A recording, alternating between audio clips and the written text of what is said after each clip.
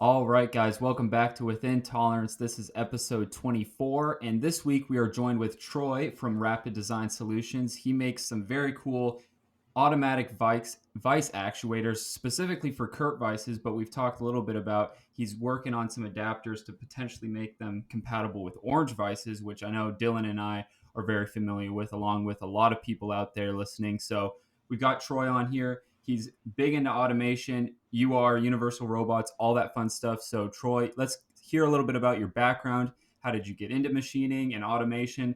Then we'll talk about some more very specific questions. Okay, cool. So first off, Payton and Dylan, thank you. Really appreciate the opportunity to be on within Tolerance here. Been picking up a few episodes of your podcast, and I really like it. It's very cool stuff. So thank you. And as far as how I got into machining, so that was kind of way back in the day now. It must have been around 2001. I was just in high school looking for a part-time job and ended up getting a machining job at just a local job shop. So I'd go in after school and actually before school a lot of times and was running, VMCs, a lot of vertical mills, production, a little bit of turn work, that type of thing. And right away, when I got into the machine shop, it probably only took me about, maybe a week or two to really just start to get excited about machining. So I've always been kind of, I would say, a little bit of a gearhead. I was into, working on cars and motorcycles and that type of thing growing up. And so when I got into the machine shop and really just kind of started to understand the level of precision that you could achieve with, CNCs, it kind of blew me away because it made everything, just so much easier. And it's like a lot of things really clicked in terms of, kind of the automotive and, all the mechanical challenges that I'd worked on up to that point. I was just like, wow, if I had this machining knowledge, I could do so much, I could do things a lot easier, more precise. And so I just became fascinated with it and totally got involved with it. And I kind of went to the boss right away. It was a smaller shop at that time. And it's like, hey, I'm totally into this. So, whatever we can do or whatever I can do to learn, I'd really like to do that. And so kind of said, okay, that sounds cool. And then just really gave me a lot of opportunity and really good training on the job. So almost all of my training for machining has been on the job. And back then it was kind of interesting actually because we were running, I want to say they had maybe 4 vertical mills, a couple lathes when I started out working there. And basically everything was hand programmed, as we called it, which, just means you're kind of sitting down there at the machine, like banging out G code by hand. And so it was kind of interesting in that regard. Like, it's not really the way to do it, right? I mean, you guys know that you're into cam and all that, but it gave me a great opportunity to really learn kind of how to think in terms of programming and machining, and kind of picked up a little bit of a skill with doing a lot of hand programming and sub programs and nesting and that type of thing, which has helped me out a lot later. But I feel like that's something that you don't get a lot of these days because cam is so prevalent, and for a good reason. But just being able to have that experience to kind of go from doing really basic stuff and even doing a lot of hand programming on some 3D shapes, which is, laborious to say the least. But yeah, so we did a lot of that. And then after I'd been there a while, we kind of started looking into, some various cam softwares and I ended up, being the programmer, so I got into that and, did Mastercam training and SolidWorks and all that type of thing, and really had a lot of fun and opportunity just growing with that job shop. So they were a lot bigger when I left, and it was like, yeah, the whole thing was just a super cool experience. And then I think who was mentioning on the other podcast about burning bridges or not burning them? Was that you, Dylan? Yeah, I think so. At some point. Yeah. So I like that. That kind of clicked with me too, because I was just like, yeah. So this shop is, one of our biggest customers now, and we still have a great relationship and do a ton of stuff with them. So yeah, and that was actually the only machine shop that I worked at, other than, one of my close friends has a small machine shop in his garage with a couple actually really nice Lazaks, and I go up there and help him out, from time to time. But other than that, I spent about I'm gonna say almost 10 years in that job shop, and then ended up getting hired by one of our customers to go into mechanical design. I'd been doing, really working closely with this customer, and this is probably the type of thing that you guys run into quite often, where you're working, maybe with a mechanical engineer at a company, and they're just like prototyping and trying to get stuff done, and get it done quick, and maybe some intricate like assemblies and snaps and that type of thing. And you run into a situation where like you're not really sure if it's going to work or they're not. So you kind of get this back and forth dialogue, and okay, this is what we're trying to do. Is it machinable? And so a lot of back and forth on that. And so I started handling a lot of that, and eventually one of these companies that we're doing that for, I just got a job offer from them saying, hey, you've been doing a lot of this. Do you want to just come in house as part of our design team and work on the same type of thing? So that was at that point, and actually it was a really hard decision because I just loved working in that machine shop so much that, but I did end up moving on, and you know, went to it was a large company, and did design there for probably, I guess it was about a year, and then honestly, it was that again was a super cool experience, but it was a little bit, I don't know, I would say corporate maybe.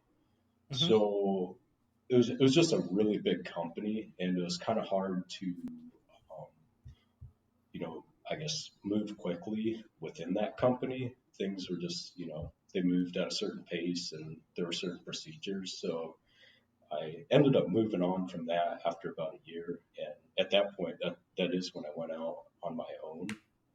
And at the point that I went out on my own, I started out basically just set up in a small office kind of downtown.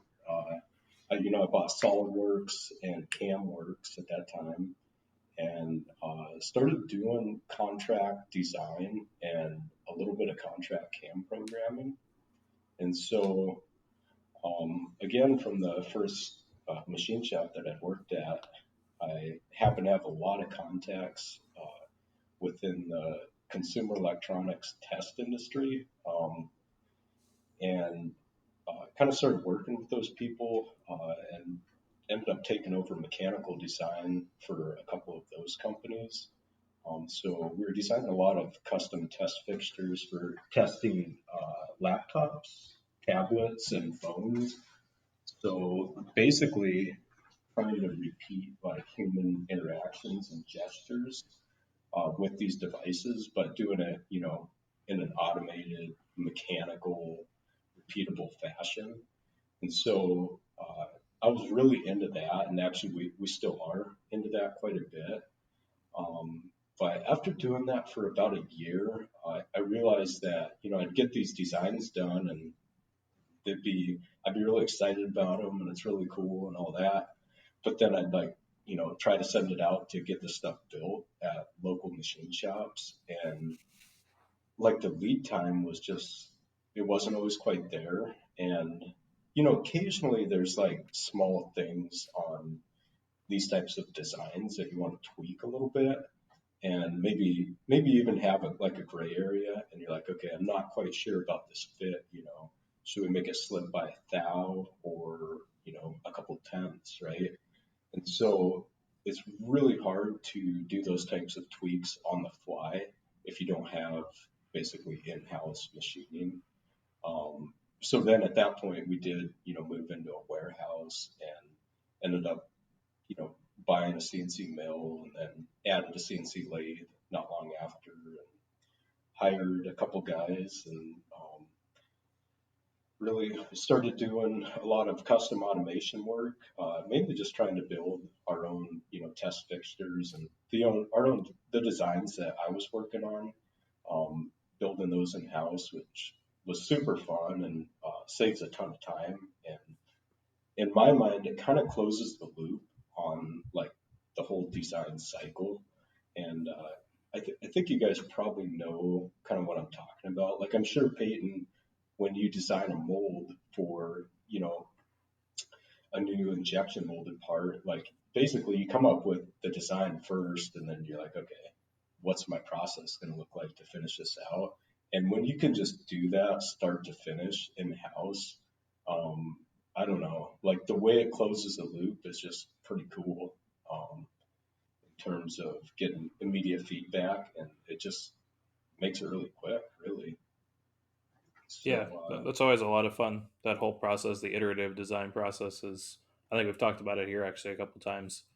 That we both really enjoy that, and that I mean that really is what got me more heavily into machining. Like I started doing design work and stuff in school, and yeah, I love being able to make something, realize I don't like it, change it, make it again, all of that. yeah, totally.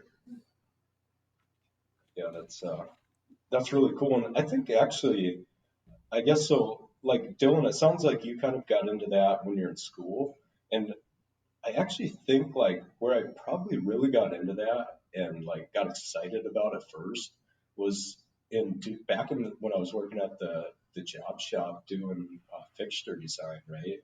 So you're gonna Mm-hmm. make like a custom tombstone with all these clamps, and you got to clear all these ops and or all these tools for different ops. So that was I think that's actually what got me fascinated with it initially, and it's kind of in the job shop environment.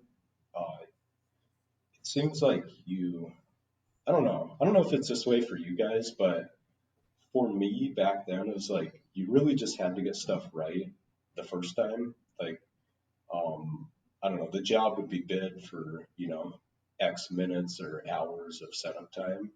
And so that was pretty much like, okay, you're gonna design this, fourth axis tombstone fixture that holds these raw casting and locates off these features for, three or four ops, and it's, it's gonna take, 6 hours plus a day and a half to build it, and it's just gonna work, right? And because that's basically what the job's bid for, so Right. it, Oh yeah, totally. it does just need to work, um, and I think you can do that, right? When you have your own, you have access to all the hardware and the machine tools to make that happen. So kind of back to the point about where I really got interested in that, I think it did start out in machining. And so I think that a lot of people who start out in machining and like move into design, like it kind of gives you a really good handle on the design process for, certain types of mechanical parts and assemblies. So it's kind of a cool way to get into it. Oh, totally. Well, and it's helpful for anybody else who ever looks at your designs. Like you can tell who, when you get a print across your desk, you can tell which engineers have touched a Bridgeport before and which ones have never thought about making anything ever. It's pretty clear by the tolerances and the way that the corner radii and things like that. Yeah, totally. Yeah, if you have like like a corner that's 2 inches tall and you have like a 16th radius in there. You're like, oh man, like I don't either like this is going to be really expensive, or I'm just going to have to go back to him and like ask him if we can, go a little bigger there, right? Yeah, yeah, exactly. I've gotten stuff before that was toleranced out to the 4 decimal place, and I'm scratching my head trying to put together tools to do it, and yada yada yada. And then I talk to the engineer, and they're like, "Oh, that's just a spacer. Just throw whatever drill is close through that hole." And it's like, come on, like really? Totally. Yeah, I'm sure we've all been there. And sometimes that's a fine line, right? Like, it probably doesn't really matter, but does your customer, um, you know, so do they want you to just like make the decision to say, okay, I see what he's trying to do here. It doesn't really matter. We're gonna, not hold this, corner radius to plus or minus 5/10, or would they rather have us basically call them, with a list of things and say, hey, this is kind of what we see. Do you really want this? And sometimes it's hard to know, like, if you're going too far there. So I think a lot of shops, like, you just kind of have to assume that it, it really needs to meet basically whatever the print has on it. And the downside of that is it tends to just add cost to the process that, might not need to be there. Totally, totally. So, what specifically? You said you kind of stepped into automation because of these test fixtures, but Yeah. I mean, part of your backstory, I don't think we've brought it up really, is that you are. I'm not quite sure what your role is with UR, but I know that you're an integrator for them or something along those lines. So, how did you get into that, and like, what is your role with UR? Yeah. Yeah. Great question. Thank you. I, and Peyton knows this because, we've talked at his shop a couple times, and I get really excited about machining. So I tend to, go off on those tangents. But totally back to the original question about how I got into automation specifically. So it did have to do with doing the test equipment. So, that was like, I don't know, I want to say like at least 8 years ago that I started getting into that. So that was before Universal Robots was even around. And at that time, we were doing a lot of like custom test equipment, so you're talking like you take a servo motor and a ball screw and start making things move around, right? And as, 6-axis robots, started becoming, well, actually, as the price of them started coming down, and as more of our customers started getting into, augmented reality, AR, VR, there was a need for more of these 6-axis type movements for testing, like the glasses and goggles and that type of thing. Because we're doing like test case scenarios. So you're trying to simulate how a human is going to be using, these devices. So that was when we first got into using 6-axis robots, and started out in the test world doing a lot with Epson robots.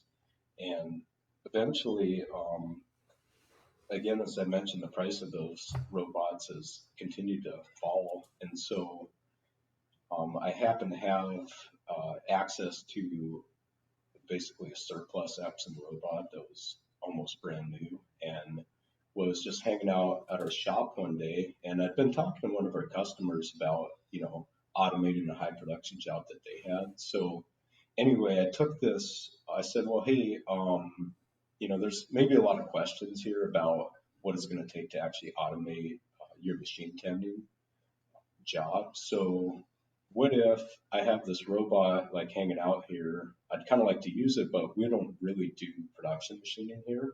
It's mainly prototyping. So I said, hey, what if I just do this job for you? Like, you can sub it out to us, and we will set it up with our robot. We'll get it running, show you exactly how we do it in our CNC, and then you guys can check it out and just, decide if this is something that's good for you. So anyway, we did that. They said, okay, cool. So we did that, and we got our machine running. And I'll get back to that in a little while, because that's like that involves a backstory on like our CNC vice actuators and a couple other products. But in any case, we got it running with the Epson, which is an industrial robot. It's not a collaborative, and that basically means you have to have like either a light guard or a safety mat or a cage around the robot. And anyhow, so I got it going with the Epson, and our customer came in and checked it out, and they're like, "Hey, like this is great. We want to do this." But then they were concerned about the safety requirements, so I ended up quoting a UR to them, and that was the first UR that I basically quoted and installed because they'd been a little bit new, and before they came out with what's called the E series, which I know you guys know about, which is a little more precise and has integrated force torque sensing. Like I wasn't quite as comfortable using them for multi-out machine tending, just because of depends on the mix of parts you have, right? But sometimes if you're doing ops 1, 2, and 3 all with the same robot, there's like some really precise locating that you need to do. But anyhow, when the E series came out, my customer was like, "Hey, like, we don't want an industrial. We want a UR5E. It's precise, it's safe. Like, let's just go with this." So I went ahead and did the training with UR on that, and installed the robot, and did some follow-on training to become a UR CSI, which is a certified systems integrator for UR. So now we basically are working closely with Universal Robots and Olympus Controls, who is the big Universal distributor in our area, and we just are following up on a lot of leads and really just trying to help people, especially job shops. That's pretty much what we're focused on. Help machine shops that are interested in machine tending, with cobots. Help them figure out what it takes to get up and going. And also we do turnkey stuff, right? So if someone's like, "Hey, I know we want to do this, but not really sure exactly what it's going to take. Can you guys just handle the first one and train us, and then we'll, adapt it for the next setup," and that type of thing. So that's sort of become a service that we offer in addition to the other products that we developed along the way with this here. So that is the relationship with Universal Robots and Olympus Controls that I think Payton knows about that because he's been down to Olympus and done the demos. And that is Right. how we're working together with them. Yeah, that's how you ended up meeting, right? Yeah, actually, totally. And that was kind of an interesting story. Peyton, did you want to chime in on that? Because I didn't know about BrickTactical really before I met you down there, and I don't think that we had ever really been in contact. But then it just kind of happened coincidentally that we sort of knew about each other. Yeah, because at first it was Danny Rudolph that had posted about your Vice actuator on Instagram, and I think Danny or Dylan sent me that post, and we were both talking about it, and then it just so happened to the next couple weeks I went down to Olympus to look at URs, and your name got brought up, and the whole Rapid Design Solution got brought up, and I was like, wait a minute, I recognize that, and we just kind of started talking, and long story short, we just ended up talking even more. Then you came out and checked out my shop, and now I'm trying to help you with that adapter for the orange vise for your product. So it just kind of total small worlds, really. Yeah, yeah, and so yeah, that was really cool. Just the way all that kind of happened.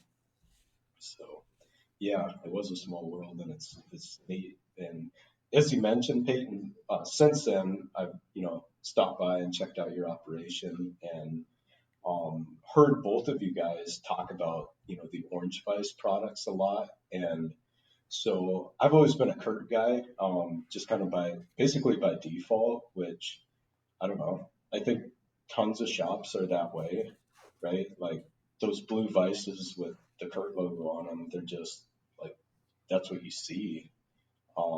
So that's what we had, here at our shop. And so kind of going back a little bit to the backstory on those vice actuators, for that very first job that we were setting up and, trying to get running for a customer to demo the robot, um, we basically took the approach of just setting it up conventionally, right? So they're small parts about the size of, a quarter with, height about, quarter inch or something. And we're doing them conventionally in, three ops, three Kurt Vices side by side, and running them in strips of 6 at a time, and then we just flip them, op 1, 2, and 3, and they got cut apart in the last op. So, you know, before in op 1 and 2, you're not handling 6 parts, you're just, handling a strip at a time, which is kind of nice. But anyway, we're like, okay, so we have it running now. It runs good. They're pretty tight tolerance parts. Like the Z height in the last op needed to be within. I think our print gives us like plus or minus 9/10, I want to say, but because of like the thermal cycles on the machine and a few other things, like we have to our actual locating needs to be quite a bit closer than that. So anyhow, we're like, Jeez. okay, we got it running good. So do we really want to change our method to allow a robot, to run these? And I'm like, okay, like how can we just keep what we're using and add the robot? And so that's when I started really thinking about, the vice actuator thing. And I tried actually I was like, well, what about just like an air gun? They have, what are they called? I think they're like called like butterfly impact wrenches for, mechanics to use. And so just this little, really small impact wrench. I'm like, hey, maybe we can just have the robot control an impact wrench for each vice, right? And so we kind of tried that out, but it was sort of, I don't know, it's not very repeatable. And it's kind of intense for a vice, like a precision vice. Like, you don't really want to be, hammering away on it with this impact wrench. Right. Yeah. I think So, Kurt specifically says not to use impacts. So. yeah, yeah, which makes a lot of sense. There's all sorts of reasons, but like I said, we're just trying stuff. So then I'm like, okay, well, what's something repeatable that we could use? So I just kind of sat down and you know, opened up SolidWorks and really just started thinking about that. And I'd seen these rotary actuators for like HVAC systems, for flipping ductwork, like flaps open and close. Like, and those are pretty simple, they're like a rack and pinion system. And so I said, well, maybe we can use that. So anyhow, ended up coming up with the CNC actuator, vice actuator design, and we just built a few, threw them on our machine, and the first revision, actually we're still running out there with the very first one we ever built, which wasn't even plated or anything. We just, put it in there with the bare aluminum and started running the job, and they worked great. So a few people who came by to see it, they're like, hey, this is really cool. Like, you guys should, get these things out there a little bit. I think with robots and cobots, especially, a lot of people are going to start going this route. So at that point, actually, I did a redesign from the first revision because I wanted to get the force up a little bit on them. So there's kind of like, well, what do you guys run for like shop air pressure at your facilities? We just run what goes the machine, which I think is 110 psi, Yeah, and then we step it down at the machine. yeah, totally. So, and that was kind of our standard was a little bit higher. I think our compressor like just puts out like 135 or 40. So I kind of sized the system for that, but the very first revision, you could only put out about like 35 foot-pounds of torque, which is actually quite a bit if you're tightening a vise. But I knew that a lot of users are probably going to be like 110 or 100 psi shop air. So anyhow, that kind of drove the second revision there, and ended up coming out with that higher torque model a little bit more recently. But yeah, since then, we got it on our website, and the sales have been picking up, and it's turning into a pretty successful product for us that we're having a lot of fun with. That's awesome. Yeah. That is really cool. I'm just looking over the website right now, looking at your print of it and all that stuff, all your notes. Yeah. It's really interesting. And I will say, for playing with it, it really does just like slap on there, and it's like way easy to install.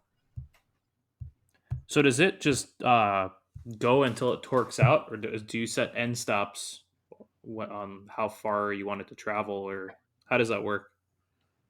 Yeah. So basically, just to go through the initial setup, you have your vise that's just operating normally, and you tighten your vise to whatever torque that you're using, and then you open your vise to half of a turn, and you're going to put the vise actuator in the full open position, and then it clips on the front of your vise. It gets secured on there with magnets axially, and then rotationally with some blocks that are custom fit to your vise. Well, if you have a curve, they're universal, but as Payton knows, we're currently working on the orange system, and there will be a custom block specifically for the orange vise to not disallow rotation, basically. So anyhow, you open the actuator to its full open position, then put it on the vise, and then you basically just apply air pressure to the other port, and it closes the actuator, and it just goes until it tightens out. I think, as you mentioned, Dylan, so it goes as tight as it can until it stops, right? And basically, what you need to do on the pressure side of that vise actuator is use an inline regulator. And so that is how you control your closing torque. And so, for example, if you were to apply, like 100 psi of pressure to the tightening side of that vise actuator, it would produce, I think the math is 0.37 foot-pounds per psi. So it produced like 37 foot-pounds of torque on the tightening side. And then of course, it's only going to go until it, torques out. And then when you tell it to open, you just apply air pressure to the other port, and it goes all the way until it is full open, right? Because that's basically what you did when you set it up initially by having it in the open position when you put it on the vise. So that is how that is controlled. Gotcha. That sounds pretty dead easy. Yeah, it's pretty simple. I think the one caveat that we've noticed with that, and this is actually, it's kind of built into the design, but basically the actuator puts out about, I think we spec 225 degrees of rotation, but it's actually a little more. But in any case, if you have like a part that, like, say your stock varies by like 30 or 40 thou, your vise closing point can also vary by quite a bit. So it can make it a little bit of a challenge if you're trying to grab a lot of different size stocks or parts using the same setup. Of course, it's easy to reconfigure for a different size opening, but that's basically what you get is, generally what a typical operator does is about a half turn, and that's what we design these things to work within. Yeah, that makes sense. I think, like you said, it would handle 80-90% of use cases. Yeah. So, Troy, I know we've talked about this, me and you, but it's really interesting to hear your take because you're, directly connected to UR and then having your own vice actuators and whatnot. So, I'm curious to see.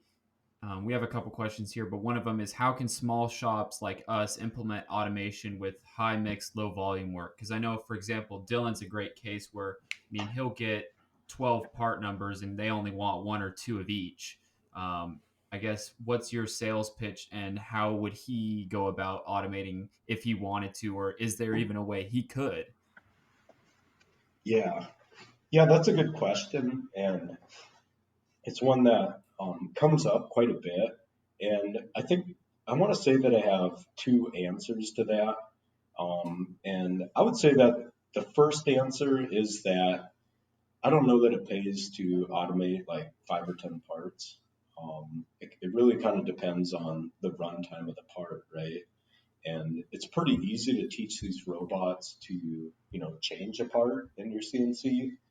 But if you're talking like, 10-minute cycle and you got 5 parts, that's like 50 minutes. I don't know if you're really going to see much benefit from, setting up a robot to run those. And we've gone over this a lot, I think, Peyton, you and I, but just to kind of go into a little bit more detail, maybe about some of the ideas that we've talked about. And I don't want to steal your thunder because this was actually the thing that you were the most excited about, I think, initially, and maybe still are. But going back to the palette idea, so if you really have, just that's, few parts at a time that you're running, there is the idea, and this isn't a brand new idea either, but I think the new robots give you a lot of options with this. There's basically the idea to set up, a bunch of different pallets and maybe have them in like some kind of grid layout that the robot can easily find.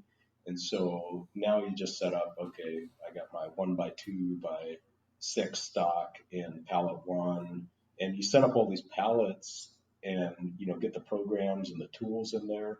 And then you just have the robot load a pallet in the machine, tell the machine what program to run, and the machine runs it. And when it's done, the mill will kick back a handshake signal that says, "Okay, I'm done, ready for the next one."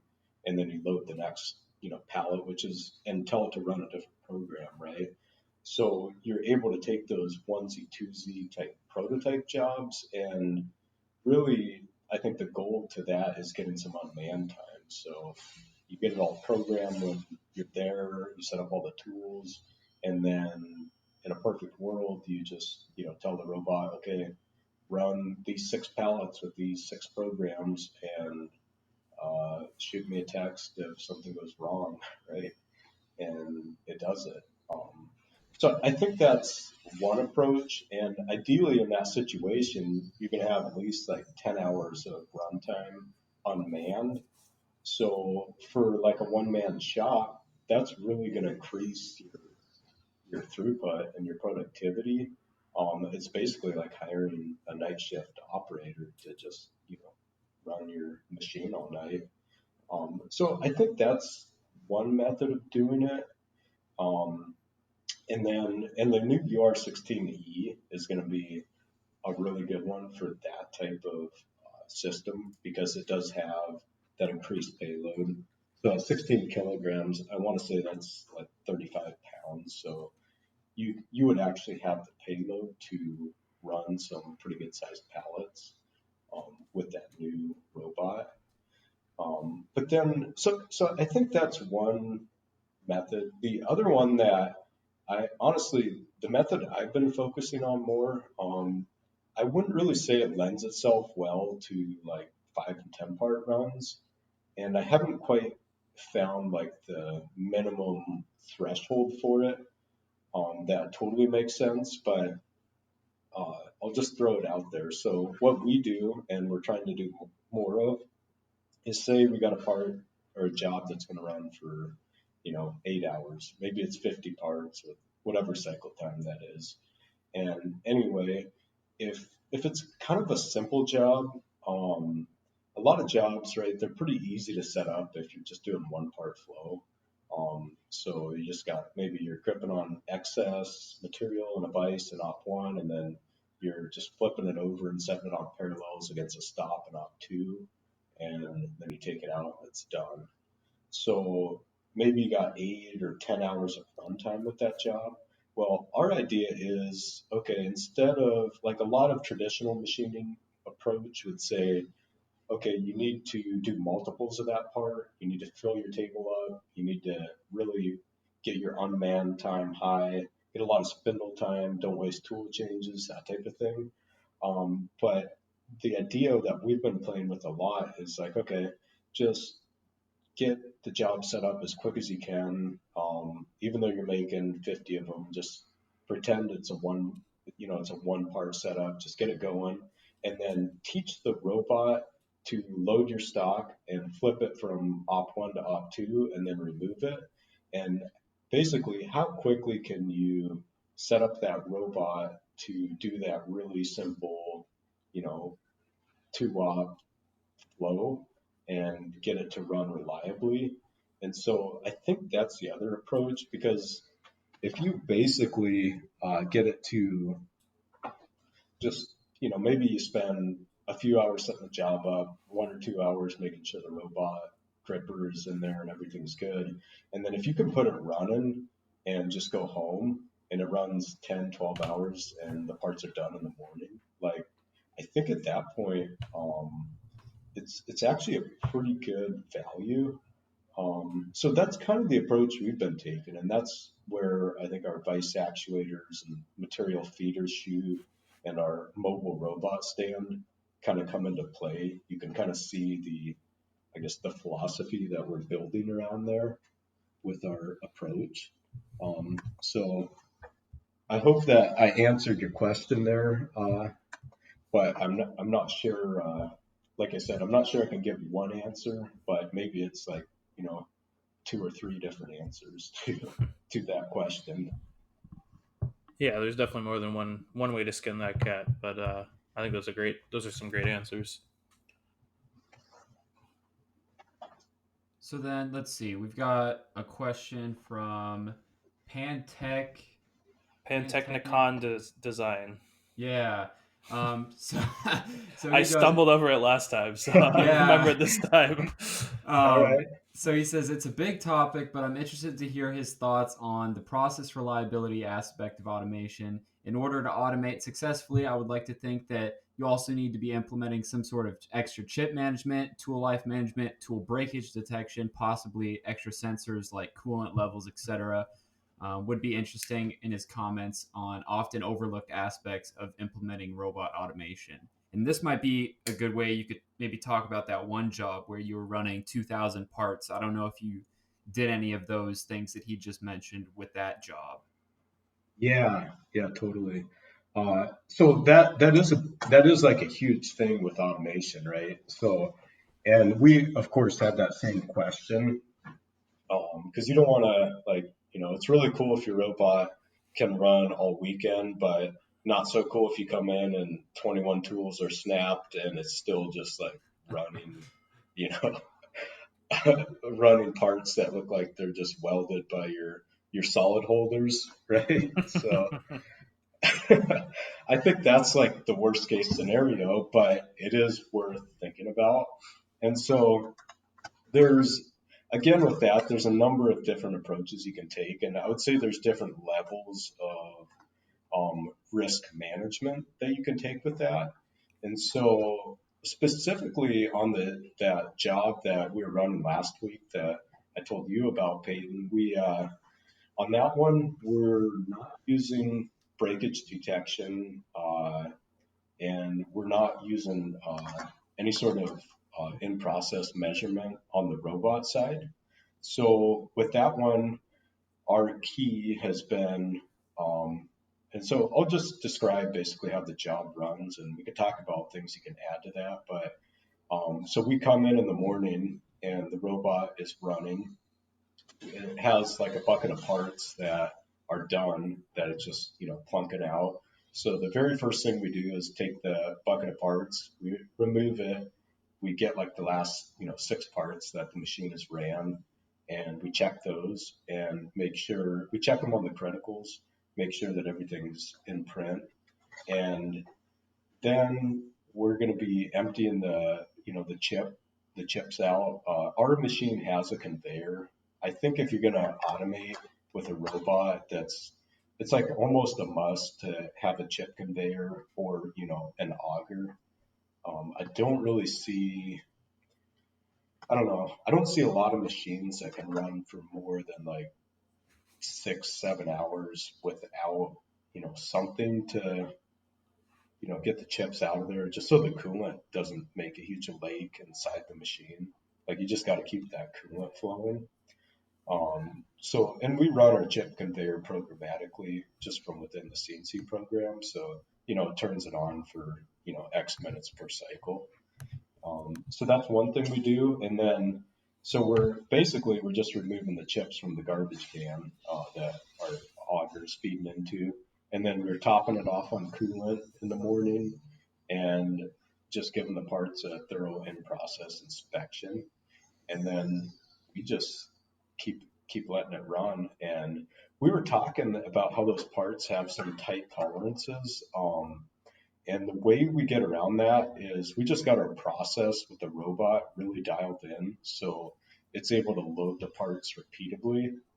And it does that by basically working with the vice actuator. So as we're tightening the part, the robot is actually forcing the part down at the same time to like flatten it out.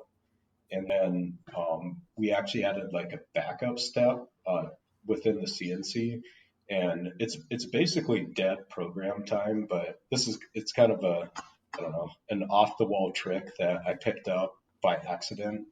But basically, you have like a strip of parts, let's say an op 2 or 3 that have warped a little bit because that's just what they do when you grip on excess and machine around the part. So you got the strip that's warped and you got to push them flat so they're all, can hold Z height in the final op. And so what we do is we use the force of the robot to push them flat while we're tightening. But then the very first thing the machine does when it gets to that operation is we come out with like a big high-speed steel spotter, like a 1/2 inch. And just kind of in the extra material, it's not even really for a hole. We just run that spotter down into the parts kind of quick. And so, I'm sure if you use high speed spotters, you know what I'm talking about. It's like that, that sound. And it actually puts a lot of force down on each part. And so if there was any problem with the robot loading or anything, it'll get like that last few tenths out of warp out of the parts. And so that's the thing we've been doing to make sure that they're going to run within tolerance. And then the other thing we do is we keep a constant temp. So we have to watch the machine. It doesn't compensate on its own for temperature. So whatever heat the shop is going to get up to during the day, we just set our thermometer or our thermostat and just leave it constant. So really what we found, as long as the robot and the machine just stay up to temp and get warmed up and are running good, there's like no reason they're going to stop running good. So it's been working really well. And then I'm trying to think of what other measures we take. So the robot at each stage, it has feedback, and that's kind of an important thing when you're integrating a robot. And if you think about it from a CNC perspective, it's really no different. But you'll find like a CNC, say a tool changer, like a sidearm tool changer. Usually there's like a pneumatic solenoid that fires to like kick the pot down, and then a motor runs to move the arm and all that stuff. Well, at each one of those steps, there is feedback. So generally the CNC, if it doesn't get like feedback from a switch that says, okay, you set arm down, now did the pot arm actually go down? If it doesn't get that feedback, it's just going to like either alarm out or just sit there and wait forever. And so it won't let the next thing happen until it knows, the thing it commanded worked. So we try to take the same approach when we're setting up a job with a robot. So if we're using vacuum to like pick up stock, we'll go over to our stock sheet, tell the robot to vacuum the part, and then we'll tell it to wait until it achieves X amount of vacuum. And we have a vacuum sensor that reads that. And now if it didn't achieve that vacuum, then we say, okay, alarm out, stop, don't run the machine. And we do that same thing when we're loading and unloading. So at any point in the process when the robot is loading the CNC, we're just making sure that we have as many safeguards and checks in place as possible. And we've had great luck with that because we have had some things mess up, like, a piece of stock is, maybe it has some big scratches. So, the vacuum end effector like drops it in the machine vise and it's like in there sideways. And what we've had is our vise actuators have a sensor on them that if you're using a robot, you really want to tie that back to the robot. And so then when the robot says, okay, open vise or close vise, it's going to wait for sensor feedback. And if it doesn't see that, it's just going to stop and say, hey, I have a problem. And then at that point, the robot is not going to, push go on the CNC. So either you can make it try it again, for X number of tries, or you could just say, we don't know what this problem is, just stop, don't run the CNC. You're going to lose a night of operation, but at least you're not going to be running a huge pile of unknown parts that might be bad. So that's been our approach on that job specifically, and it's worked out really good. What we found is that our scrap rate with the robot is actually significantly lower than with an operator because the operator kind of had to put the parts in there and load them up against a stop just right and hit them down.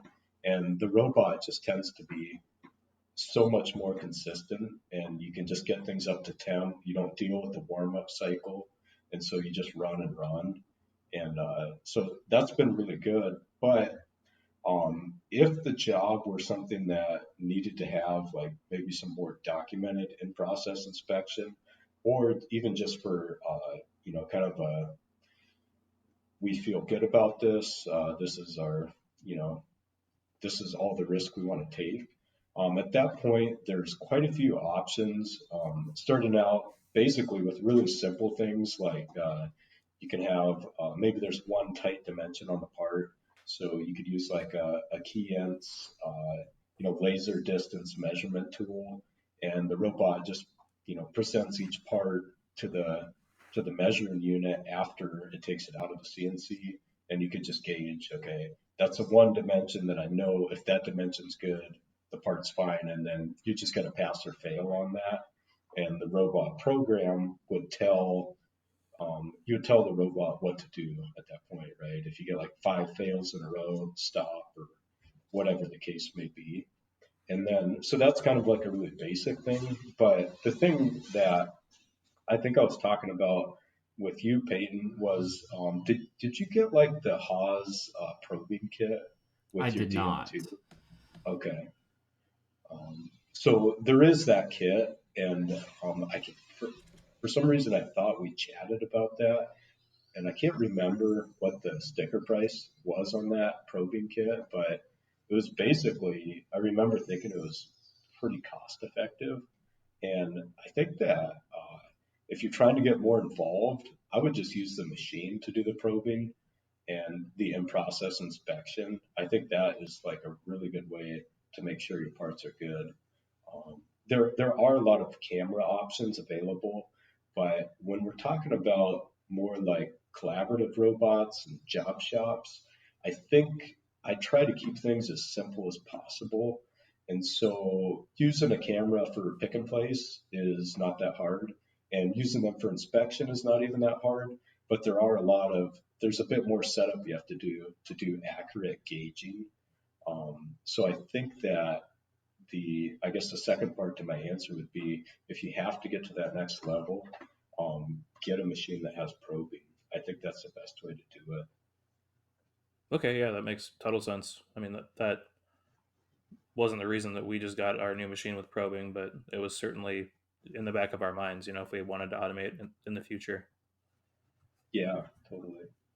So what do you see as like the biggest mistake or series of mistakes that shops do in trying to automate? And like, what are some of the cases you can bring up? Like, have you seen anything really bad that you've kind of had to come in and kind of clean up the mess or?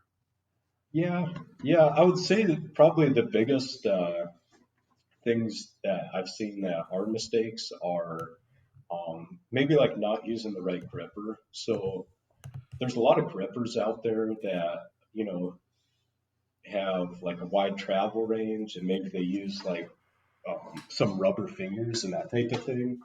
And there's nothing wrong with those for certain operations, but um, if you're gonna like try to wiggle a part into say like a really tightly locating machining fixture, you just really need to make sure that your gripper is going to be up to the task. So if you're using like an electric gripper like that, you probably don't want to use like the little rubber fingers. You know, some custom machine fingers, similar to CNC soft jaws, are going to be like a really good way to do that. So you can actually locate the part well and grip on it really good as you're like wiggling it into something. So I think that's one spot. And then also, I guess the other big thing I see is just operator training. So if you got this CNC mill running with a robot and your night shift guy like notices the robots, you know, maybe it's like out of stock or something. So it's just sitting there. He's like, oh, okay, so he knows he has to get the machine running and somebody forgot to, you know, replenish the stock for the robot. So he goes over there and loads it up and then he's got to like push go. Well, if he's not like trained on that a little bit, um, you know, it might not go so well. Just in terms of, I guess I've seen some situations where you know you're looking at like the robot starts out in kind of like a really bad position, and then it has to like swing through and maybe bumps into something, and then it like it stops itself and alarms out because it's safe. But at that point, it's just kind of maybe like not something that is going to run that night. So then it gets put off a little bit, and somebody has to kind of figure out where it is in the morning. And I guess it's probably kind of an obvious thing, but that's probably the thing I've seen the most is just like probably just really basic startup type tasks, right? It'd be the equivalent of like you're starting up your CNC in the morning, you got to home it out and warm it up, right? If somebody doesn't know that, like, are they going to get the job running right? If, you know, maybe they got to home it, warm it, and load the right program and use the right vise. So just kind of the basic stuff. And then I guess the other thing I would say I've seen a bit of is either over sensing or under sensing. Um, and I would confess to over sensing in an application that I did in which there were some pneumatic doors that we put on a CNC, and we use open switches for them and closed switches, which is a really good idea. So the robot knows if the door is actually opened or closed.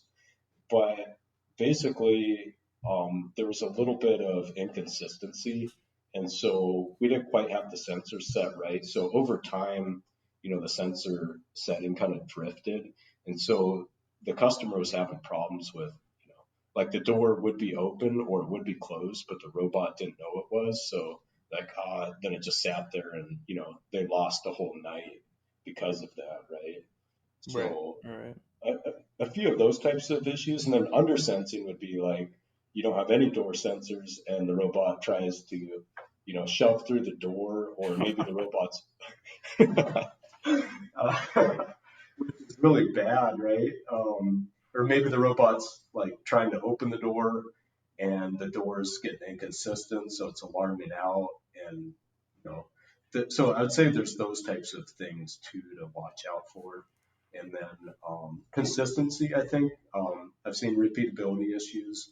A lot of the stands that are out there for universal robots, they're, in my opinion, they're a little bit light. And so unless you have them like secured to the floor or maybe bolted to your machine, like, you know, the robot's going to move around a little bit and it might just drift enough that all of a sudden, you know, op one, the vice is in a different spot relative to where the robot thinks it is because the robot's moved, and now, you know, it's just not loading op one. Those types of things are, it's more the basic things that I see, not so much the really complicated things, because those challenges usually get worked through during the initial integration. Gotcha. Okay, that makes sense. I mean, it sounds like that. I mean, while those are like the nitty gritty, that's like what is the difference between a successful and a not successful integration. It sounds like. Yeah, I think it's totally those things. And honestly, from an integrator perspective, like it's kind of like it's I don't know. So I'll tell the story. I was at home on the weekend, right, and the robot was down here running, and this was a while ago. And the robot was running, and all of a sudden, like, so I have a webcam, so I can call it and, like, check on the machine and make sure everything's still running. So I call the robot, and the webcam pops up, and it's dark out because it's like 11 o'clock or something, and I just see all I see is like this little glow of light by the machine, Oh and then shit. tons of smoke. Like there's just smoke everywhere. And I'm like, oh man, like this is really bad, right? So I'm like, oh, like, do I call the fire department? Like, what do I do? So I call it back again. I'm like, maybe it's just something with the camera, right? It's kind of dark out.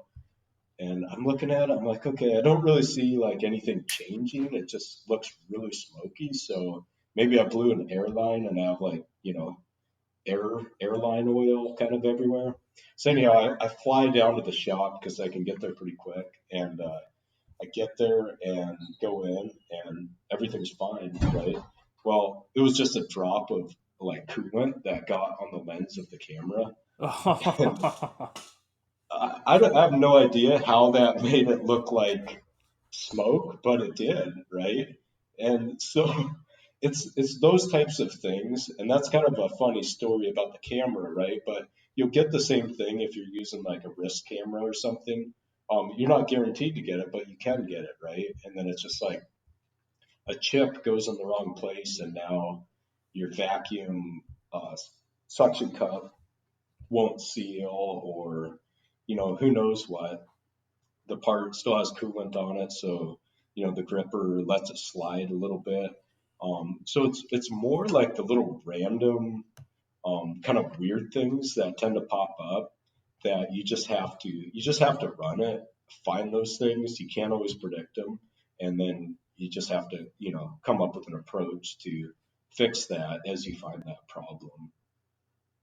Yeah, yeah, that makes total sense. So let's see. We have another question that, let's see. Let's do this one. What robots have you worked with? I know Universal being one of the major ones, and then your Epson, but which one out of all of them that you've worked with is your favorite? That is definitely going to be the UR5, the UR5E, and well, I guess I'll just go with the Universal Robots E series. I like the 5E because it happens to be a really good size for a lot of the types of machine tending things that we work on. But the 10 is probably the most popular for CNC because it has more reach and all that. But in any case, I really like those because the programming interface is awesome. You can free drive them. You can use the force torque sensors to basically wiggle parts into like a really tight, machining fixture that might even be timed with some pins and that type of thing. And the ease of programming to do that is just phenomenal. So yeah, I would definitely have to go with the Universal E series on that. And as far as industrials go, Epson's my favorite with that, but really that's just because I know them pretty well, and they're really good too. But it's definitely not something in the same class for the types of job shop automation. It's a little more intensive to program, and then of course there's the safety considerations, and being able to free drive the robot is huge. If you're trying to like teach the robot the location of your vise, your op1 vise, you just push a button, you grab the robot head, you move it there. You don't have to think about like driving the robot in 6 axes with a joystick or buttons or that type of thing. So it makes it just really natural to use and program. And that is what I really like about those ones. That makes total And then, sense. So, go for it, oh, Peyton. go ahead, Dylan. I was going to say, so on your Epson, you actually have to tell it each axis, each rotary axis, all of that, and give it Yeah, waypoints, I guess. yep. So it does use waypoints very much in the same way as a universal does. But I think the difference is just that you have to use the teach pendant to drive it there. And that's not to say that you have to tell each axis, each joint, okay, rotate joint one by 30 degrees, etc. You can move in Cartesian coordinate space as well, just like you can with the UR, but you have to use the pendant to drive it there. And so just getting your wrist flipped around to the right point and getting it in there is definitely, it just takes a lot longer. So you really, with that one, especially when it's in the machine, it's like, man, you got to get in there with the pendant and you almost want to like get inside the mill and like stand on the table. So so you can actually see what's going on, right? And our mill's not really big enough to do that easily. So when we were first setting it up, we had kind of this situation where you got me like inside the machine with oil and chips and everything all over me, and I'm just crouched over the table, like really trying to drive it to that precise point because it is, and I think the same way I do when I'm picking up work offsets for a CNC, like I'm like, hey, I want this load point within a thousandth, and just driving it there by eyeball with the pendant, it's a little hard to do that. So, yeah, that's kind of been huge with the URs is the ability to do that. Yeah, it definitely seems like that market is only expanding. I've seen Doosan and I think one other company that now have cobots that look awfully similar to the UR. Yeah, definitely. I had a chance to check out the Doosan's at the Automate show a little bit, and I wasn't actually able to drive one of those, but it would be cool to try one out at some point for sure. Yeah, I'm sure that they'll only be more and more prevalent as they come out more, stuff like that. Yeah, yeah, definitely. I think that the for us recently, the differentiator with the E series has been the integrated force torque sensor and then the extra precision that you get. I think the 5E is down to like 30 microns, so that's like 1,002 tenths repeatability, Wow, that's which crazy. is, yeah, it's impressive.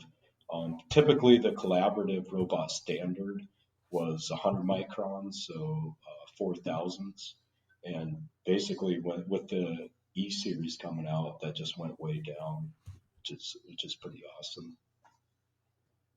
Yeah, yeah, I had a chance to play around with one and I was really impressed. One day when I get there, I'd love to get one in our shop if the parts make sense for it. Yeah, totally.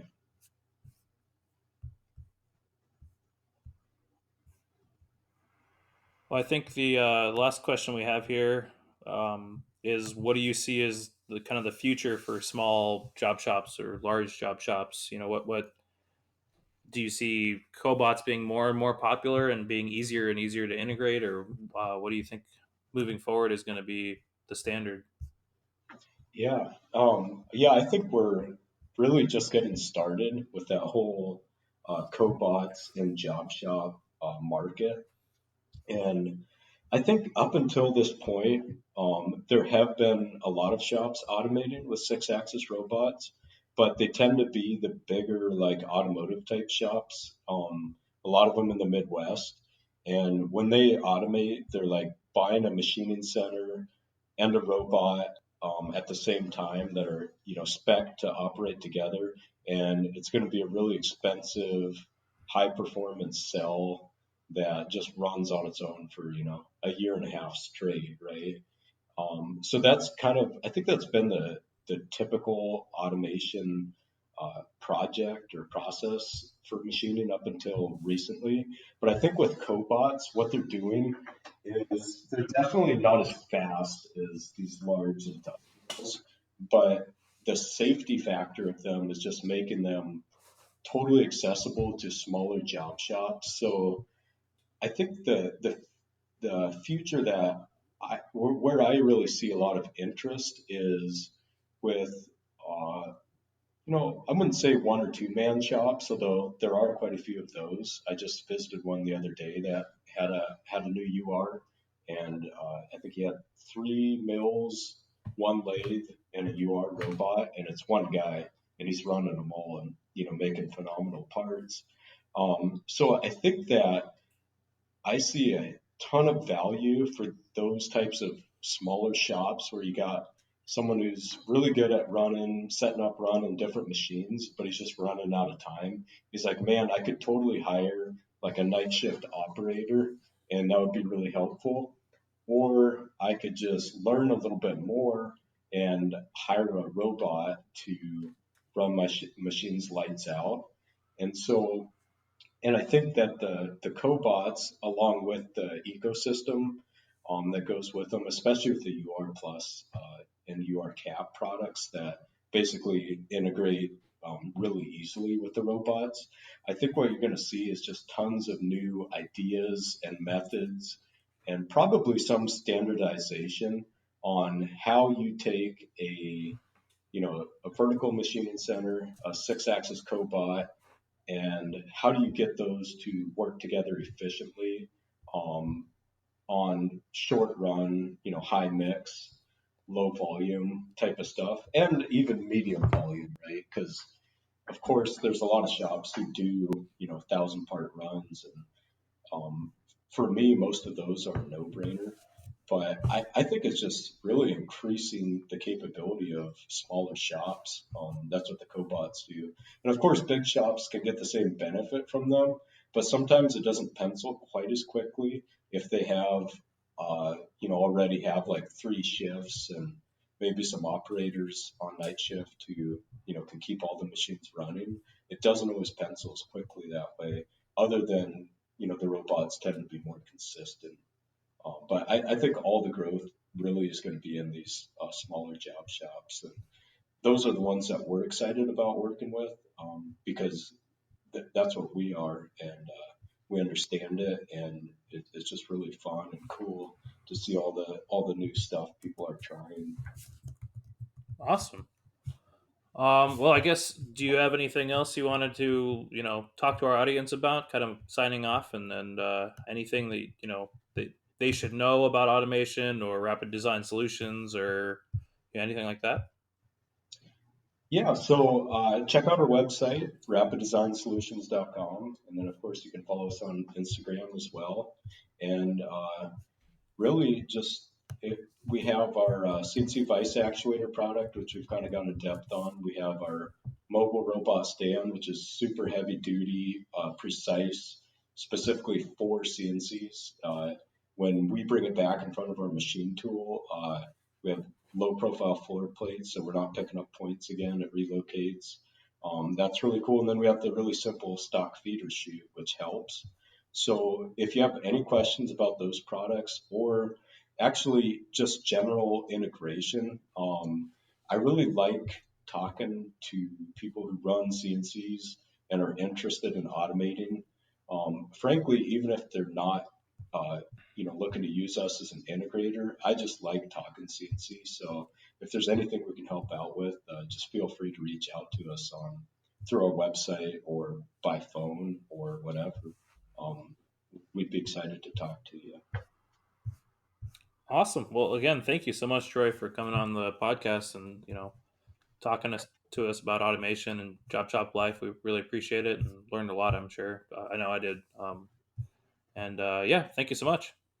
Yeah, definitely. Thank you, Dylan, and thank you, Peyton. I appreciate the opportunity, and keep up the good work. I really like the Within Tolerance podcast.